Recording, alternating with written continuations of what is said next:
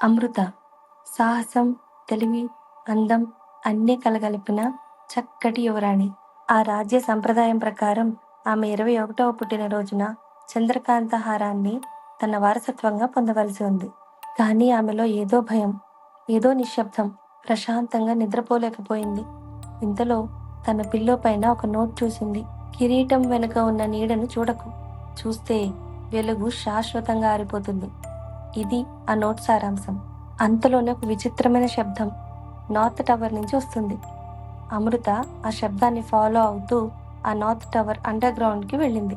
ఈ ప్రదేశానికి రాజుకి తప్ప ఇంకెవ్వరికి ఎంట్రన్స్ లేదు. కానీ అమృత అక్కడికి మరో రహస్య మార్గం ద్వారా ప్రవేశించింది. అమృత అక్కడ ఒక విచిత్రమైన వాతావరణాన్ని చూసింది. నిజానికి అదొక వేసవికాలపు రాత్రి. కానీ ఇక్కడ మాత్రం గోడలన్నీ మంచుతో కప్పబడి ఉన్నాయి. అచ్చం తనలాంటి విగ్రహం. దానికి చంద్రకాంత హారం కూడా వేసి ఉంది. కానీ అది ఎర్రగా రక్తంతో నిండిపోయింది.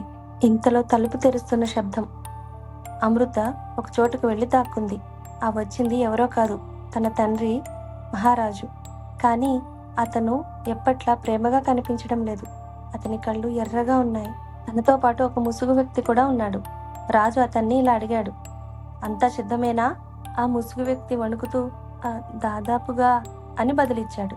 దానికి రాజు, రేపు అమృత హారాన్ని ధరించిన తర్వాత ఆమె ఆత్మ ఆ రాయిలో ప్రవేశిస్తుంది. ఆమె అమృత శరీరంలో నివసిస్తుంది అని చెప్పాడు. ఒక్కసారిగా అమృత షాక్ అయింది. అనుకోకుండా వెనకాలన్న దీపాన్ని తనేసింది. అమృత, రాజు మెల్లగా పిలిచాడు. ఈ సంప్రదాయం అంతా ఒక వచ్చు. దీనిలో ఆమె చిక్కుకోకూడదని అమృత నిశ్చయించుకుంది. ప్రతి 100 సంవత్సరాలకి ఒక యువరాణి బలైపోతుందని అమృతకి అర్థమైంది. సరాసరి విగ్రహం దగ్గరికి వెళ్ళి ఆ చంద్రహారాన్ని తీసుకుని అక్కడి నుంచి వెళ్ళిపోయింది. ఒక్కసారిగా పెద్ద వెలుగు.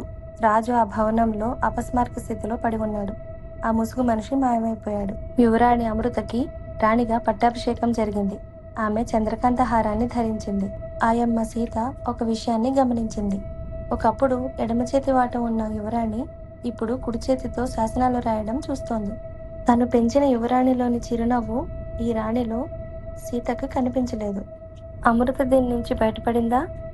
అమృతలోకి ప్రవేశించిన ఆ రాణి విజయవంతంగా ఆమె స్థానాన్ని ఆక్రమించిందా? అసలు ఆమె ఎవరు? అమృత ఈ శాపాన్ని ఛేదించిందా లేదా?